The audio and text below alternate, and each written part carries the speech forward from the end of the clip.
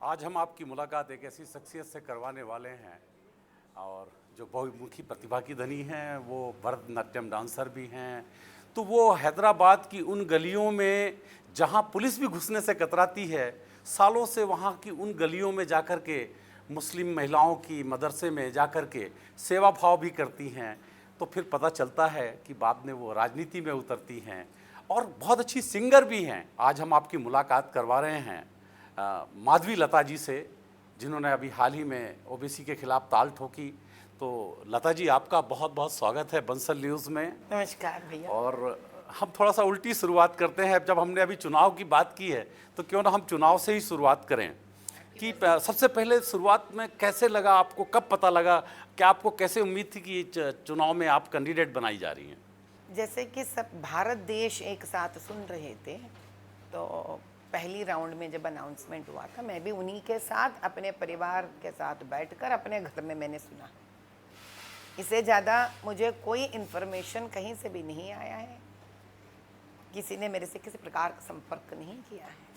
जिस सीट पर 40 साल से ओबीसी का कब्जा हो, उस सीट पर लड़ने का कैसा फील हुआ? क्या भाव आया आपके पहले मन में? मुझे लगा कि माता रानी शंकर भगवान ने मेरा पर दया कर कर मुझे एक मौका दे दिया है। इस देश में जो गलत बात और एक प्रकार के भड़काऊ की स्थिति पैदा कर कर इस देश के दिशा को एक अलग दिशा में लेके जाने के प्रयास करने वालों के प्रति धर्म का युद्ध, न्याय का युद्ध करने का जो मौका मुझे बना दिया है, मैं अपने आप को बड़ी भाग्यशाली समझती हूँ। इस दिन शायद मेरे जीवन के सबसे बहुत ही आनंददायक दिन था मेरे लिए। तो कैसा रहा युद्ध का अनुभव?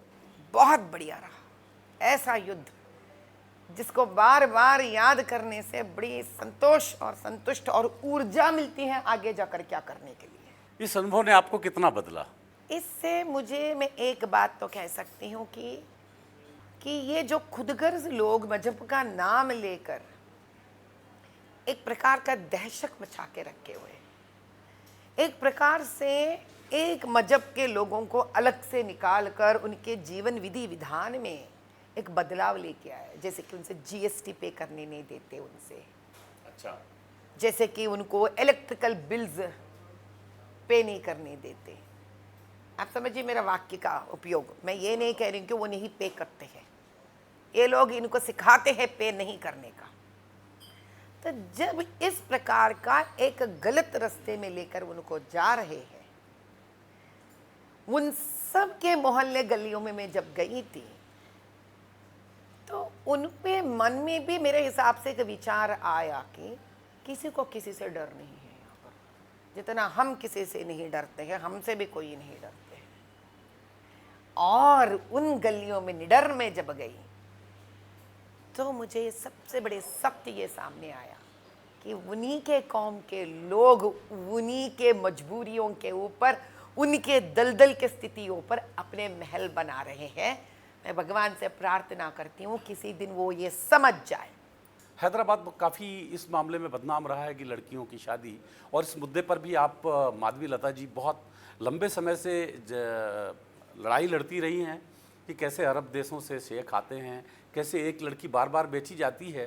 तो ज़रा हम लोगों के मन में बड़ी उत्सुकता है कि क्या वो बुरी प्रथा है? ये बात सिर्फ अरब की नहीं है, क्योंकि हम सालों से ये कहते हैं कि उस जगह से, मिडिल ईस्ट या हर जगह से, ये ऐसा एक गरीबी का फायदा और वो अपने एक ट्रैवल मैरिजेस जो कहते हैं जी, कहाँ है?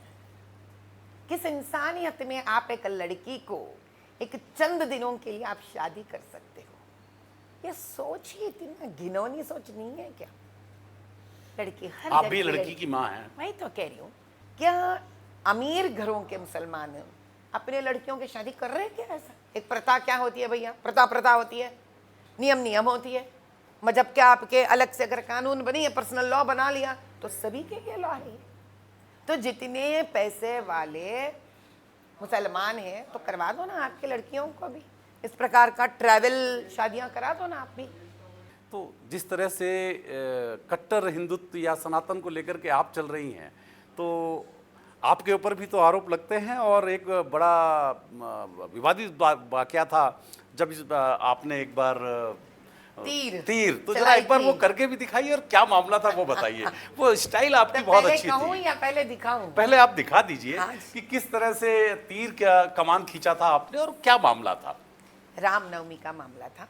जी रामचंद्र जी का जन्मदिन भी था जी और जन्मदिन के महोत्सव पर एक नृत्यांगनी होने के एक मतलब भरतनाट्यम डांसर, इतने सारे सनातन हिंदू नव युवक और ये ऐसा ऊर्जा था वहाँ पर रामचंद्र का नाम लेते हुए, तो वो माहौल में पता नहीं एक ऐसा एक जोश मेरे अंदर आ गया जी कि ऐसा लगा तो रामचंद्र तो अपने राम बाण से माना जाते हैं, जैसे कि माता रानी त्रिशूल से माना जाता पर उसको मस्जिद से भी तो जोड़ दिया था। है। मस्जिद एक प्रार्थना जगह है, जी अपना अपना प्रार्थना जगह है। जब मैं स्वयं अपने भगवान का त्योहार का एक ऐसा आनंद स्थिति मना रही हूँ, तो हमारा सनातन धर्म इतना बुद्धि और संस्कार हमें देता है कि हम दूसरे मजहब के स्थानों पर इस प्रकार के गलत हरकत कभी नहीं करते हैं। दुर्भाग्य है कि उस मजहब का स्वयं एक बड़े जिनको अपने आप को नेता कहते हैं, उनके संस्कार इतने छोटे हैं। देखिए तो सही कितने छोटे उनके संस्कार हैं कि किसी के त्योहार के महोत्सव पर जो हम त्योहार के आनंद ले रहे थे उसको खुद के फायदे के लिए उन्होंने इस्तेमाल किया है। तो ठीक है, फायदे के लिए नहीं तो ये जरा देखिए बताइए हम कि- बाण अब चलाते हैं। हाँ ये हुआ धनुष, हमने ऐसे उठाई है,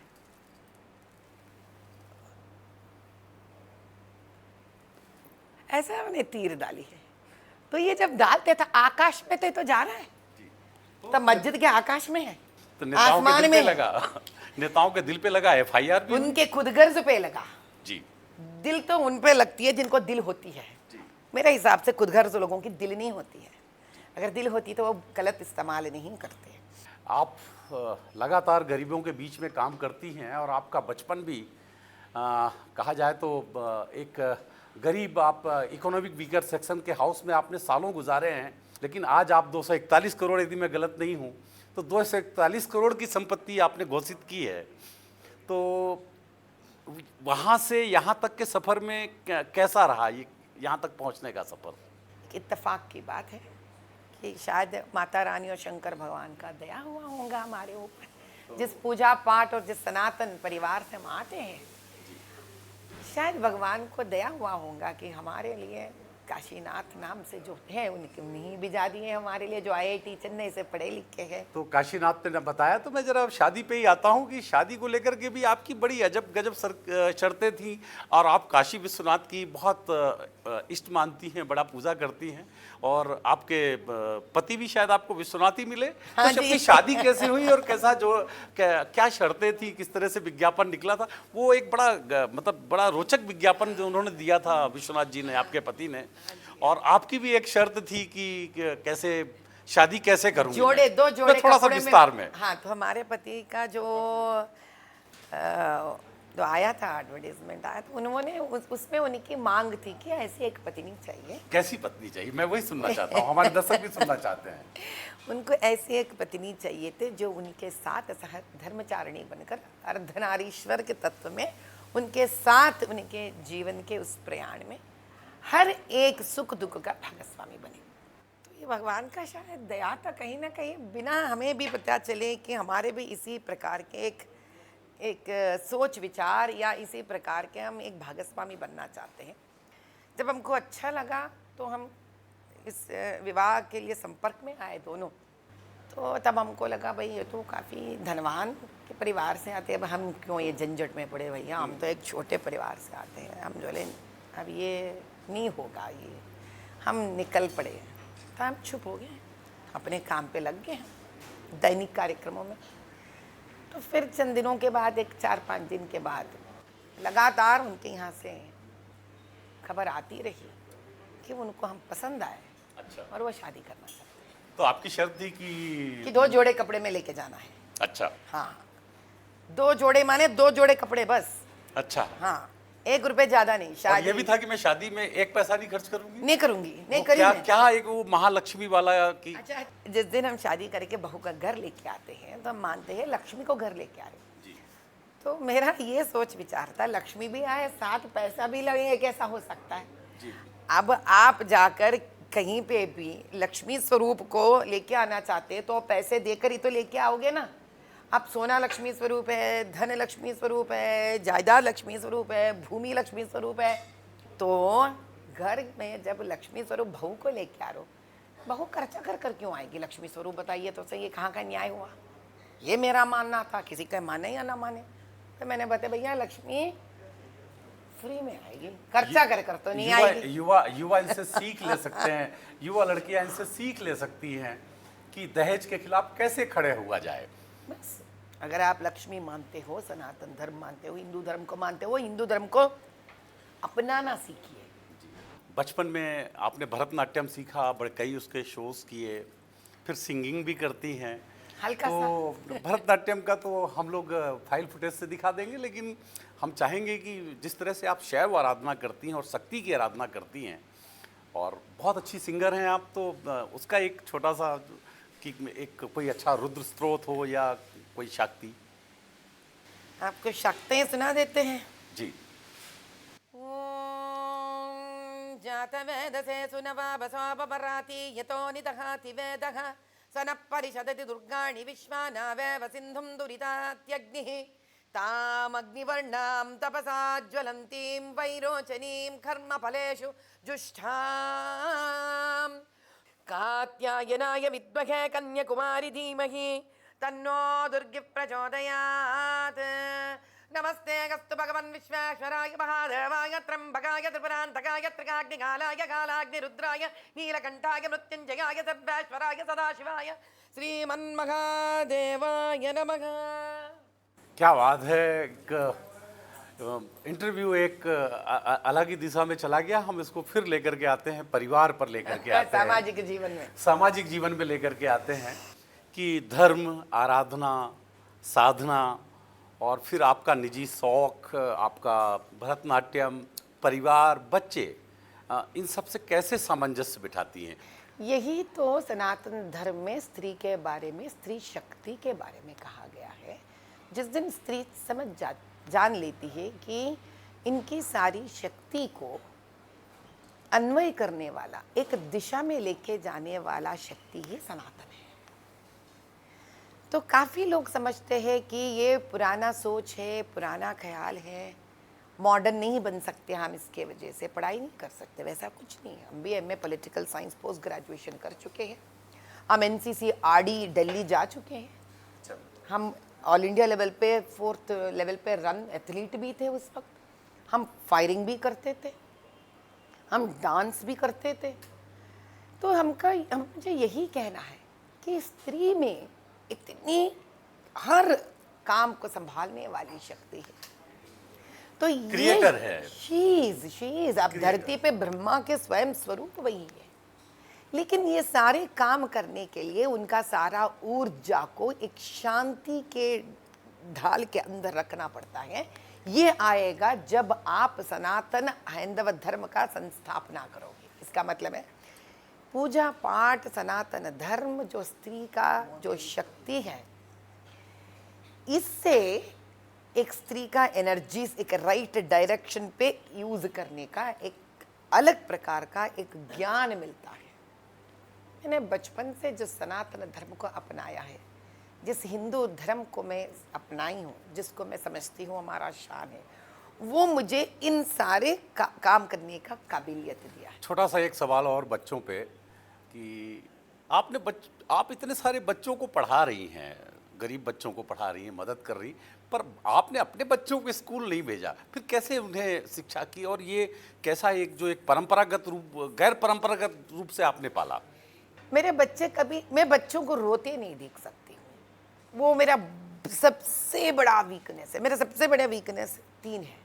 एक, बच्चों को मैं रोते नहीं देख सकती, नवा युवक को मायूस होते देख नहीं सकती, और स्त्री को अन्याय होते देख नहीं सकती। और विश्वनाथ जी को क्योंकि इन सब चीजों में विश्वनाथ जी कितने खुश रह पाते हैं। नहीं, वो हमसे भी बड़े दयालु हैं। हम उनके सामने कभी भी छोटे ही पड़ते हैं। वो करने से भी अधिक दाता है। तो आप बच्चों के बारे में बता रही थी कि स्कूल तो मेरे बच्चे बिना रोए कभी स्कूल गए ही नहीं। वो जब भी मैं स्कूल छोड़ने जाती थी, मैं बड़ी को इतनी रोती थी और बोलती थी कि वो बेजार हो जाती है और बोर हो जाती है स्कूल में। तो बच्चों को बोर करने वाला माहौल मुझे पसंद नहीं है। बच्चों को ना एक्टिव रखने चाहिए, जोशीला रखना चाहिए उनको। उनमें इतना ऊर्जा रहता है, उसको सही दिशा दिखाना पड़ेगा। बच्चे तो एक ऐसे एक बाग एक बगीचे के फूल हैं और इतने छोटे छोटे जानवर हैं। इसके अब छोड़ना चाहिए, उनको सोचना चाहिए, खिलने दें। एक बड़ा अच्छा शेर है कि उड़ने दो पर लगाकर शौक परिंदों को हवा में, उड़ने दो पर लगाकर शौक परिंदों को हवा में, लौट कर फिर बचपन के ज़माने नहीं आते। क्या सिखाया है बच्चों को पूजा पाठ में, और अभी क्या कर रहे हैं? मेरे बड़ी बच्ची तो अभी विष्णु सहस्त्र नामम जो हम कहते हैं संस्कृत में, भीष्म पितामह ने अपने शय्या पे, जब महाभारत का युद्ध बाणों हुआ, की शैया पर जब उन्होंने जिसका व्यक्त किया, उन्होंने वो उसको उनको जबानी याद है तो उसका अनुष्ठान करती है। वो महाविष्णु के बड़ी भक्त है। वो उसको अंग्रेजी में वो नई पीढ़ी समझे जैसा एक पुस्तक लिख रही है। क्या बात। तो वो भी IIT चेन्नई से IIT की हुई है। अच्छा। भारत देश के सबसे छोटी लड़की है जिसको IIT सीट 15 की आयु के उम्र में आया है। उसको बड़ी का नाम लोपामुद्रा है जी। उसके बाद बेटा हुआ, इसका नाम रामकृष्ण परमहंसा है। तो वो भी इसी उम्र में IIT चेन्नई में सीट ला लिया है।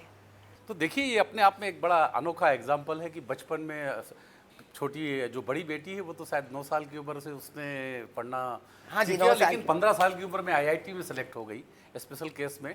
अब फिर से पारिवारिक माहौल से हट करके फिर क्यों ना थोड़ा सा राजनीति पे आ जाऊं कि पहले तो शायद इतना नेताओं से आपका इंटरेक्शन नहीं था, लेकिन जब चुनाव लड़ी हैं आप तो पता चला कि फिर तो आपको मोदी से भी बात करनी है, अमित शाह जी से भी बात करनी है, मोदी जी से भी बात करनी है। तो कैसा अनुभव रहा इन लोगों से जब आपकी मुलाकात हुई? तो किस तरह के अनुभव रहे? सबसे पहले जहाँ तक मुझे याद है, मैंने अमित भाई से मिलना हुआ, वो भी एक मंच पर। जी। तो हम तो बहुत पीछे बैठे थे क्योंकि सीनियरिटी में तो हम अभी अभी एंट्री मारी है ना। 2018-19 में आपने ज्वाइन किया। तो तब तो 15 दिन के हमारा उम्र था राजनीति में। जी। तो ये लाइन के हिसाब से हमारा चौथा या 5वां लाइन में बैठे थे हम। तो मंच पे जैसे अमित भाई आए थे, बात कर रहे थे, हम सुन रहे थे। ठग बोल दिया कि हैदराबाद की उम्मीदवार आदिलता जी सामने आइए, सामने आइए। तो हमें मालूम भी नहीं था कि हमारे नाम लेने वाले थे। और जैसे हम आगे आए, देखिए उनके अंदर जो एक नए उम्मीदवार आए तो उनको इंकरेज करने का उनका स्टाइल जो है, हमें तो पहले वो सोचने के लिए टाइम भी चाहिए था। हम बस उन्हें बुला रहे थे और हम एक बच्चों के जैसे भागे सामने चले गए। उसके बाद वह उन्हें हम साथ भाग्यलक्ष्मी मंदिर लेके गए थे, उनके साथ माता का हमको आशीर्वाद दिलवाया। ये एक ऐसा एक बड़े भाई का स्थान लेने का है।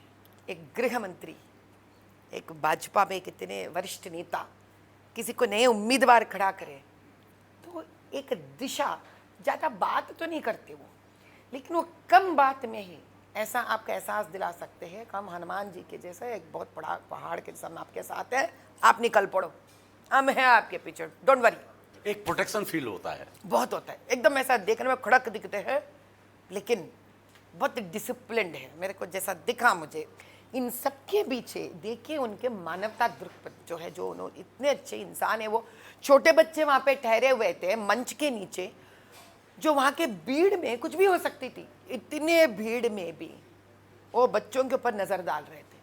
छोटे बच्चे, कहीं वो इस भीड़ में कुछ कुचल ना जाए, वो ये डर से वो तुरंत ये अमित शाह जी का एक बड़ा एक अलग संवेदनशील चेहरे की बात कर रही है। हाँ, तुरंत उठवाया उन्होंने। उनको मानना नहीं था। No compromise man, he is no compromise man. उठवाया उनको, मंच पे ठहराया अपने पास। और देखिए उनका स्टाइल, वो गृहमंत्री रह चुके वहाँ पर भी भरोसा किसी का नहीं करना था। उनके सामने ठहरवाया, चाहे इसका कोई भी परिणाम हो, जिसका फायदा वहाँ का प्रशासन ने करे। केस भी डाला हम सब लोगों के ऊपर, वहाँ के कांग्रेस गवर्नमेंट हमारे पे केस भी डाले हालांकि, उनको कुछ लेना देना नहीं रहता। जब वो सोच लेते कि मुझे ये करना है और किसी को खेर नहीं करते।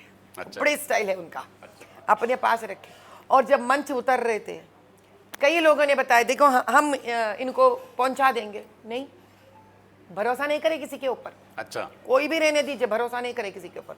बच्चों से बोले कहाँ आपके पापा, आप देखिए वीडियो में सुनिए अगर वो मिलता है तो आपको, इनके पापा कौन है, इनके पापा कौन है, 4 बार वो स्वयं चिल्लाए वहां से। जब तक पिताजी वहां पर आए नहीं, बच्चों को उनके हवाले नहीं करे और मंच छोड़ के गए नहीं। This is such an fine thing उनके बारे में। बताइए, बच्चों को लेकर के इतनी संवेदनशीलता, और जो हम एक चेहरा देखते हैं अमित शाह जी का, वो एक बिल्कुल अलग ही चेहरा, एक अलग ही रूप निकल करके सामने आता है, जिसमें ईडी सीबीआई सब होती हैं, लेकिन इतना एक संवेदनशीलता। और आपको तब कैसा लगा जब मोदी जी ने आपसे बिना मिले हुए आपको लेकर के आपकी तारीफ की, और आपके बारे में तो अभी क्या, मैं क्या अब फिर बताऊं? मुलाकात हुई कि नहीं हाँ, हुई, और क्या कहा हुई उन्होंने? हुई है उनसे। वो अनुभव बताइएगा। सबसे पहले मुलाकात जब हुई है, मेरे हिसाब से 40-50 सेकंड की मुलाकात थी जी। जब हमारे सारे एमपीज, हम 4 एमपीज ठहरे हुए थे, वो पर रोड शो पे आए थे मोदी जी। तब हमारे जब आमना सामना हुआ, वो इतने ही अलग है। अमित भाई एक स्टाइल है तो इनका दूसरा ही स्टाइल है जी। बड़े, ये जैसे कि घर के पिता का जो स्थान होता है ना, बड़े सॉफ्ट एकदम। हाँ बताओ बेटा क्या कहना, इस प्रकार का स्टाइल है अच्छा। उनका, स्टाइल जो कह रही हूँ। तो कभी वही मैं इसके पहले भी बताऊँ, कभी आभास नहीं देते हैं कि इतने वो बड़े हैं। प्रधानमंत्री है। तो घर का कोई बड़े सदस्य हमारे साथ ठहरे हुए, तो आके बोले मैं क्या बात करूँ, पहली बार प्रधानमंत्री जी को देख रही हूँ, तो मैंने हाथ जोड़े बस ठहरी हूँ। तब वो एक बात बताया कि आपके भाषण के चर्चे वहाँ तक गूंज रहे हैं। तो मैं तो चौंक गई कि हम जो भाषण देते हैं हैदराबाद लोकसभा पार्लियामेंट में, ये प्रधानमंत्री जी तक पहुँच गया या प्रधानमंत्री उसको अपने तक खींच के लेके आए। तो मैं एक ही बात बताई, प्रधानमंत्री जी हम बहुत मेहनत करेंगे, अब की बार हैदराबाद लेकर ही आएंगे। फिर उसके बाद हमारा स्मिता प्रकाश जी का पॉडकास्ट हुआ जी। वो हो गया, हम वापस आ गए। फिर बाद में हमको ये रजत शर्मा जी से आपकी अदालत, वो तो आपकी बड़ा फेमस एपिसोड है जी। तो हमारे मन में एक ही था कि सारा भारत देश जाने किस प्रकार की मजहब का नाम से लेकर राजनीति हो रही है। सच्चाई जानने का हक भारत देश को है। तो क्या हम ये मान करके चले कि भाजपा में एक नई फायर ब्रांड नेता मिल रही है भाजपा को, कि जो जिसके अंदर फायर है? हाँ जी बिल्कुल है, फायर से कई अधिक है। ऐसा फायर है जिसमें हर खुद गर्ज जल के राख हो जाएगा। ऐसी फायर है, मजाल किसी का इस देश का बंटवारा करने के लिए सोचे तो राख होकर जल जाएंगे। मजाल किसी का कि सनातन हिंदू धर्म पे करने की तो दूर की बात, आंख भी उठा के देखने का नहीं चलेगी अभी। इस प्रकार की गलत सोच विचार इस देश में नहीं चलेगी अभी, और इसके लिए हम आगे बढ़ेंगे। तो हमारी एक खास मुलाकात लता जी, माधवी लता जी की आवाज़ में, उनकी आवाज़ में, उनके नाम में ही लता जुड़ा हुआ है, तो बिना उनके एक गीत के अधूरी होगी। तो लता जी क्यों ना 1-2 छोटे भजन या गीत हो जाए? मैं तो राधा रमण गिरधारी, गिरधारी श्याम वनवासी। मैं तो राधा रमण गिरधारी, गिरधारी श्याम वनवासी। मैं तो राधा रमण गिरधारी, मैं तो राधा रमण गिरधारी, मैं तो राधा रमण गिरधारी, गिरधारी श्याम वनवासी। कोई अच्छा सा प्यारा सा एक फिल्मी गीत और नहीं गुनगुनाएंगी? अरे बाप रे मैं तो, मुझे याद है कि जो एक बड़ा फेमस गाना है लग जा गले, उसके भी तेलुगु वर्सन भी है, तमिल वर्सन भी है। आपने नहीं सुना, लेकिन कोई हिंदी गीत सुना दें। इतनी शक्ति हमें देना दाता, मन का विश्वास कमजोर होना, हम चले नेक रस्ते पे हमसे भूल कर भी कोई भूल होना, इतनी शक्ति हमें देना दाता, मन का विश्वास कमजोर होना। मध्य प्रदेश में भाजपा ने बड़ी बम्पर जीत हासिल की है, 29 से 29, और ये वो, और आप पिछले कुछ दिनों से मध्य प्रदेश में हैं, तो महाकाल लोक भी गई हैं, और तो डॉक्टर मोहन यादव की सरकार का जो आप देख रही हैं, क्या पाया आपने, क्या महसूस किया यहाँ पर? इनका जो दायित्व रहा है पिछले लोकसभा इलेक्शंस में, हम हाथ जोड़कर भारत देश से उनसे संपूर्ण तरह से नमन करते हैं, क्योंकि वो इतने ठहरे खरा एकदम, और इनके यहाँ के भाजपा के नेतृत्व में सारे सीट जीतकर सर उठाकर एक शान से वो लोग जो यहाँ के कंट्रीब्यूशन रहा सारे के सारे लोकसभा सीट से जीतकर, बस बड़ी गर्व और एक शान महसूस हुआ है। और जैसे ही मैंने इंदौर और उज्जैन और भोपाल आई हूँ, यहाँ के युवा पीढ़ी में जो ऊर्जा है, जो काम करने की शक्ति है, ना थकने की, अरे ये तो थकते ही नहीं है। मैं बताती हूँ मध्य प्रदेश को, थकती तो आप भी नहीं है। मुझे याद है कल रात को हम रात को 12-1 बजे मिले हैं, और इतना किलोमीटर का सफ़र करने के बावजूद भी वो थकान चेहरे पर नहीं थी। तो ऐसे वैसे वही तो कह रही हूँ कि यहाँ जो पीढ़ी में, यहाँ जो युवा पीढ़ी में जो ना थकने की क्षमता है, मुझे लगता है अब ये सारा भारत देश के लिए इसको सही ढंग पर इसको लेके जाकर इसका इस्तेमाल करना चाहिए। तो ये थी भाजपा की नई उभरती फायरब्रांड नेता, और जो अपने आप को किसी और से ज़्यादा सनातनी मानती हैं और सनातन प्रैक्टिस भी करती हैं, माधवी लता जी को भविष्य के लिए कि उनके सपने पूरे हों, समाज में एक सुसभ्य सुसंस्कृत समाज का उनका जो एक सपना है, एक सनातन धर्म की स्थापना का जो फिर से गौरव स्थापना का सपना है, वो सपना पूरा हो सके। बंसल न्यूज़ की तरफ से आपको बहुत बहुत शुभकामनाएं। बहुत बहुत धन्यवाद भाई साहब। जल्दी हम मिलेंगे किसी और एक शख्सियत के साथ, तब तक आप बने रहिए बंसल न्यूज़ के साथ।